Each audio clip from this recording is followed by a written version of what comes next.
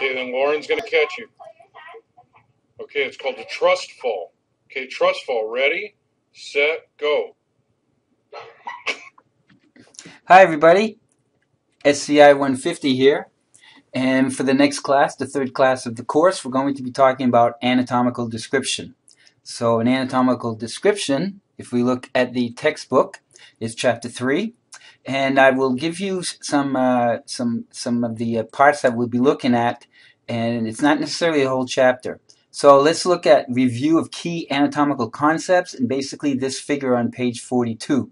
So the directional terms, just to have a vocabulary and a consistent way of describing the sections of the body. And the best way to do that is to find a YouTube, and this is what I found. So we will look at it together.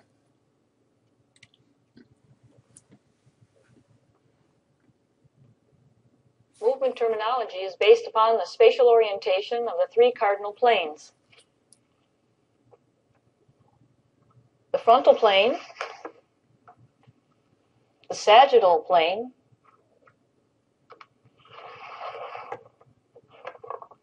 and the transverse plane. The intersection of the three planes is known as the center of gravity. All three planes, represented by the yellow, gray, and blue planes, intersect at a point known as the center of gravity or the center of mass.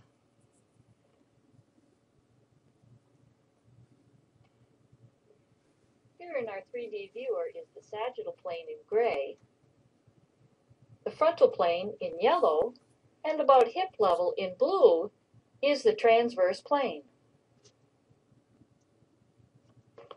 The cardinal sagittal plane divides the body into equal halves.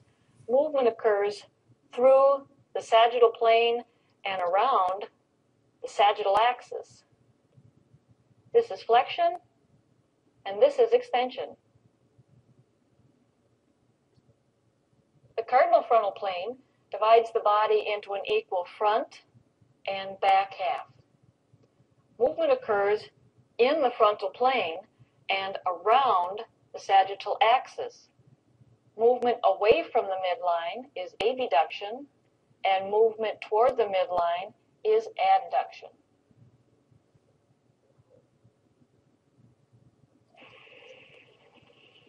The cardinal transverse plane divides the body into an equal top and bottom half. Movement occurs parallel to or in the plane and around the long axis.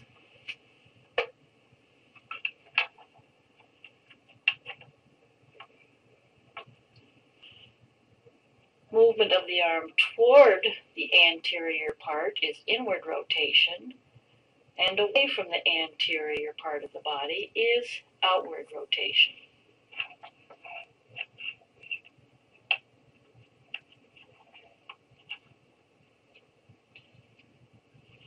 Movement of the arm toward the anterior part of the body is transverse adduction, and movement away from the anterior part of the body is transverse abduction.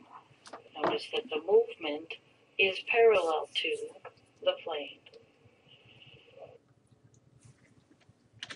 Okay, so that's what I would like you to get from the section on here. Okay, so what she said, basically what we're looking for. This chapter has a lot of material that is not necessary for this particular class. You'll be getting this in your A&P class if you haven't already, and you'll also be getting a lot of this stuff in your kinesiology at the OT level. So that's what this particular thing is all about. And then we talk about, she talked about flexion and extension and adduction and abduction. She said abduction, but it's abduction. If you've ever been into a gym and you see those leg machines, they do a lot of these exercises with using adduction and abduction, and of course flexion and extension. So that's what we're going to be looking at here. This is flexion and extension. So we'll look and listen to her. Flexion and extension. Flexion is bringing two body parts closer together. So if we look at the elbow and we bend the elbow, you can see that the two body parts are decreasing the angle, and this action is called flexion. As we straighten the elbow and the two body parts become further apart, as we open the elbow, this is called extension. Flexion, extension. Okay, and the other part was abduction and adduction. So let's hear what she has to say about that. Abduction and adduction. Now these two words sound quite similar, but I'll give you an easy way to remember them. So if you think about the word abduct, it means to take away from. So if we're looking at our arms and our shoulders, abduction means to take them away from the midline. So abduction of the shoulder joint. Adduction, adding towards the body. Adduction of the shoulder joint. This movement is also possible at the hips. So that's what abduction and adduction look like. Then we'll look at the internal rotation and external rotation and see how that is explained with this video. You can dance if you want to. For this one, I've attached the TheraBand to the door frame, and I'm going to perform the external rotation of the shoulder. And it's good to actually get a small towel to put between your body, your elbow, and your body, and then you're going to hold it in this position and just do an external rotation, just like that. And the reason you want the towel there is that if you start to cheat and use other muscles, you'll drop the towel. So you really want to keep your elbow in close to isolate the back part of the shoulder. Then I would do 10 to 12 repetitions. Then I'm going to switch and do, normally I would turn around and do the other direction, but I'm going to demonstrate with my other arm here. Then I'm going to do an internal rotation. So I'm going to bring it across the body this way. And again, using a towel in between my body and my elbow just helps me have better technique and form. So that's the internal and external rotation exercises for the shoulder. Okay, so going on, we have the type of foot planning, especially during running and walking, of course. And there's pronation, and there's a neutral and supination. And I can tell you from experience that I have pronation. And so when I have to buy shoes, I have to buy the correct shoes. And here's an example how do you choose the shoes. And from here, you're understanding pronation, under pronation, not enough evening out. So the outside of your foot takes most of the shock instead of finishing in a neutral position. And the problem with this, and then you can find the shoes that's, of course, it's sponsored by specific shoe stores. So that's one of the things, but you can find neutral shoes and from women as well as men. And you can determine your foot type by your arch, your low arch, high arch, and the gait type. So there's a lot of things going. This is another way, overpronator. I'm an overpronator, so I had to get the right shoes for that particular problem. And I even had orthotics as well. So when I bought shoes, I had to compensate for both of those things. And you can find a lot of the information on this on pronation and supination, and this is what you need to know about that. Okay, review muscle structure. You can skip that. That's an anatomy and phys thing. Muscle actions here. Look at the isometric and well, I lost my place here.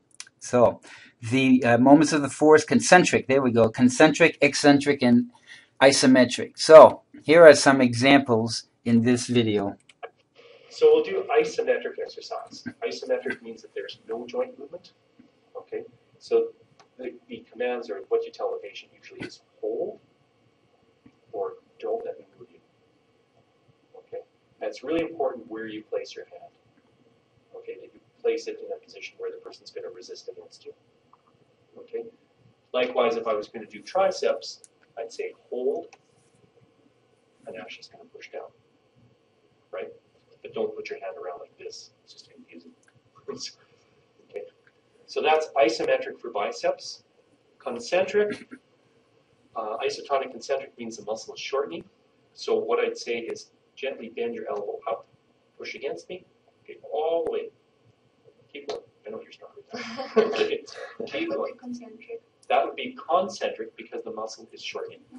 So what I want you to do is bend your elbow up, and I'm providing resistance. The muscle is shortening, so therefore it's concentric.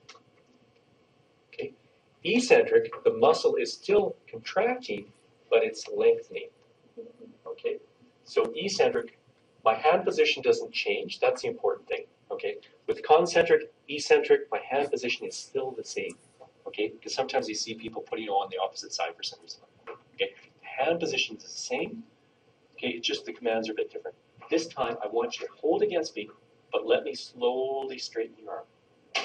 Okay. So the biceps is still working, but it's lengthening. Therefore, it's eccentric. Okay. So hold against me.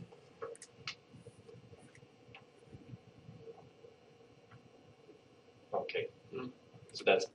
So that was isometric and concentric and eccentric exercises. If you are a gym rat or even have gone to the gym to work on the machines or do some barbells and dumbbells, you'll see that a lot of the exercises are based on these philosophies. The isometric, not so much in gyms unless you're just pushing against the wall. That's an isometric exercise. If you're doing plank work, that's an isometric exercise. But concentric, you would be doing motions such as curls. And then this would be the positive of the curls. And then when you let the motion go down, that's the negative.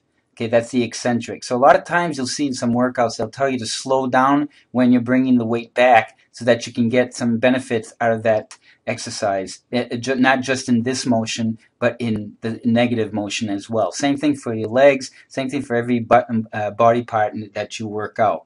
So that's what you need to know on this particular one. The rest of the chapter, don't worry about it. That's what I just did in those videos. It explains everything. Now, for the class, if you would go to course documents, you'll see there's activities for class number 3, and they look like this. I hope I found it right. Yes, we're going to do a torque feeler just to see the difference and get an idea of what torque feels like. All right. We'll look at that as well. And then there's this other sheet where you will do a fun activity, okay? And you should be having a ball with this. Fun activity around stability and gravitational moments. Moments are the same thing as torques. It's just another word for torques. So we'll be looking at that. So all you have to do, and you can wear clothes, not like this person here or this person here. And this was not the truss thing that you saw at the beginning, but it's just a way to stand and position yourself with your center of gravity, feeling the balance. It's a practical activity. We'll be doing this as well. You can do it with shoes. You can do it in your stocking feet, and so you don't have a problem with that. So that, again, is found under course documents, and it says activities for class 3, which is Monday. Okay, so we'll see you then. Thank you very much.